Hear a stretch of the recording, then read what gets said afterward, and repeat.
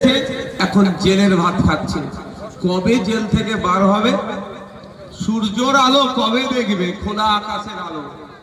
এখনো সূর্য তো পাচ্ছে, কিন্তু খোলা আকাশের আলো।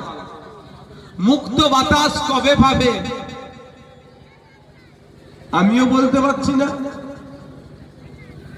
ওখানকার নেতারাও বলতে পারছে না, কেউ বলতে পারছে না। আমি একটা উদাহরণ দেব। সন্দেশখালীর বিধায়কের নাম কি? সুকুমার মাহাতো সাহেব।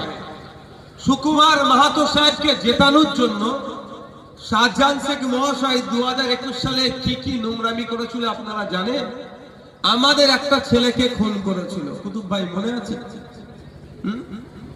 শুধু খুন করেনি, অভিযোগ যাতে না দেয় তার সর্বোচ্চ চেষ্টা করেছিল। মনে আছে তো তোমার? তাহলে ভাবুন, সেই সুকুমার মাহাতো সাহেব একবারের জন্য বলছে শাহজাহানকে অন্যায়ভাবে গ্রেফতার করা হয়েছে? একটা বক্তব্য দেখাতে পারবেন?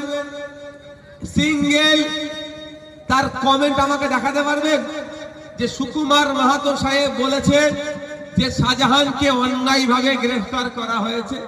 কিন্তু সুকুমার মাহাতো সাহেবকে বিধায়ক বানানোর জন্য একাধিক অন্যায় কাজ শাহজাহান শেখ করেছে। আজকে শাহজাহান শেখ গাড্ডায় পড়ে গেল, সুকুমার মাহাতো সাহেব নতুন দল তৈরি করে নতুন তাকতিমের লোককে তৈরি করে নিল। তাই আমি আবারও বলছি, এই পাড়ার যারা চারানার নেতা বড় দাদাদের কথা শুনে এই হিংসাই জোড়াচ্ছে, তাদের কাছে আমি অনুরোধ করছি একটু চোখ কান খুলে দেখুন। সারা দেশের অবস্থা দেখুন, সারা রাজ্যের অবস্থা দেখুন, কিভাবে দলিত আদিবাসী মুসলমানদের উপরে অত্যাচার নেমে আসছে। একটু চোখ খুলে দেখুন। এখনো যদি আপনি আপনার পাড়ার মধ্যে হিংসা মারামারিতে জড়িয়ে পড়ে, কবে আর আপনার বাচ্চাটা যে প্রাইমারি স্কুলে যাচ্ছে সেই স্কুলের শিক্ষার ব্যবস্থার পরিবর্তনের দাবি করবে? আজকে আইএসএফ এর নেতৃত্ব আইএসএফ এর কর্মীদের উপরে আক্রমণ চালাচ্ছেন, কিন্তু এই আইএসএফ এর কর্মীরা আপনার ছেলের ভবিষ্যতের জন্য আওয়াজ তুলছে। আপনি কি পিতা হলেন? আপনি কি অভিভাবক হলেন? আপনি এতটাই শাসক দলের তামাকটা খেয়ে ফেলেছেন যে আপনার ছেলের ভালো চাইছে, যে আপনার মেয়ের ভালো চাইছে, যে আপনার বাড়ির বউটার নিরাপত্তার কথা বলছে, তারই উপরে আপনি আক্রমণ করতে শুরু করে দিলেন। আপনাকে আমরা তাহলে কি বলে আখ্যায়িত করব? কারণ আজকে যে বিষয়গুলো নিয়ে আমাদের বক্তব্য হচ্ছে, তার মধ্যে একটা বক্তব্য ওয়াকফ, সেটা নিয়ে আমি বললাম। দ্বিতীয়টা কি আছে? আপনার এসআইআর। আপনারা বলেন, আজকে যারা এখানে আক্রমণ, এই আমাদের পতাকা ছিঁড়েছে, ব্যানার ছিঁড়ে দিয়েছে এসআইআর নিয়ে, তাদের নেত্রী মমতা ব্যানার্জি কি বলেছিল? এসআইআর করতে দেব না। তারপরে তার নেত্রীর দ্বিচারিতা একটু আপনারাও শুনে রাখেন। আর এটাও বলে রাখছি, যদি যারা আক্রমণ আজকে করেছে কানে ভালো করে ঢুকিয়ে রাখুন, প্রায় 90,000 অফিসার মমতা ব্যানার্জি দিয়েছে এসআইআর করার জন্য। এদিকে মমতা ব্যানার্জি বলছে এসআইআর করতে দেবো না, আবার মমতা ব্যানার্জি 90,000 অফিসার দিয়েছে এসআইআর করার জন্য। শুধু অফিসার নয়, তাদের সাম্মানিক ভাতা যেটা দেওয়া হচ্ছে কয়েকশো কোটি টাকা মমতা ব্যানার্জি আবার দিচ্ছে।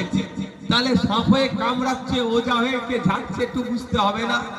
কাগে কান দিয়ে চলে গেছে, কাগের দিকে তাকাবার দরকার নেই, নিজের কানে হাত দিয়ে দেখুন যে মমতা ব্যানার্জির কথাতে আপনি হই হই করছেন। সেই মমতা ব্যানার্জি 2004-5 সালে আপনার আব্বাকে বলেছিল ঘুষপেটিয়া, আপনার মাকে বলেছিল বিদেশি নাগরিক। এই মমতা ব্যানার্জি 2004-5 সালের দিকে আপনার তখন হয়তো অল্প বয়স বা সেই সবে জন্ম হয়েছে, সে যারা আজকে লড়াই করছেন আমাদের সাথে, একটু শুনে রাখুন, যার হয়ে আজকে লড়াই করছেন, যার হয়ে হিংসা ছড়াচ্ছেন, সেই নেত্রী, আপনার নেত্রী 2004-5 সালের আগে পার্লামেন্টে ডেপুটি স্পিকারকে কাগজ ছুঁড়ে মেরে বলেছিল যে আপনার বাপ, আপনার মা ঘুষপেটিয়া, বিদেশি, অবৈধ নাগরিক, অবৈধ ভোটার। আপনার বাপকে 2005-6 সালের দিকে বলেছিল।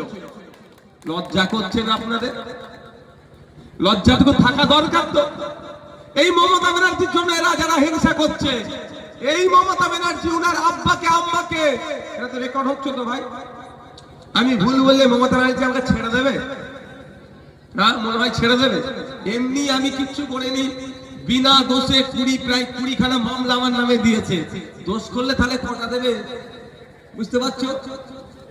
বিনা দোষে 42 দিন আর একদিন ওয়াকফকে বাঁচাতে গিয়ে, এই মাদ্রাসাকে বাঁচাতে গিয়ে, ওর আব্বার কবরটাকে বাঁচাতে গিয়ে আমি 24 ঘন্টা জেল খাটলাম। আর ওই আজকে আমার প্রোগ্রামে আসতে যাতে না পারে আমাদের ব্যানার ছিঁড়ে দিচ্ছে। কত ভালো ছেলে বুঝতে হবে, এর দোষ নাই, এর মাথায় যেমন ভাবে ঢুকানো হয়েছে ও নিচ্ছে সেটা। আমি এর বিরুদ্ধে আমি একে দোষী করছি না, কিন্তু আমি আজকে শোনাতে চাইছি যে ভাই তোমার ট্র্যাকটা ঠিকঠাক আছে তো? তুমি যে রাস্তায় আছো ঠিক রাস্তায় আছো কি ভুল রাস্তায় আছো? দেখো তুমি কার জন্য লড়াই করছো। 2004-5 সালের আগে তোমার আব্বাকে ঘুষপেটিয়া বাংলাদেশি বলেছিল যে, তার জন্য তুমি লড়াই করছো। তাহলে কালকে তো তুমি বিজেপির জন্য লড়াই করবে, তোমার যদি স্বার্থ থাকে ওখানে। কি গো, বিজেপিও ঘুষপেটিয়া বলছে, শুভেন্দু অধিকারীও ঘুষপেটিয়া বলছে এখন, আর মমতা ব্যানার্জি 2004-5 সালের আগে ঘুষপেটিয়া বলেছে। তফাৎ কি ভাই? আমি আবারও বলছি,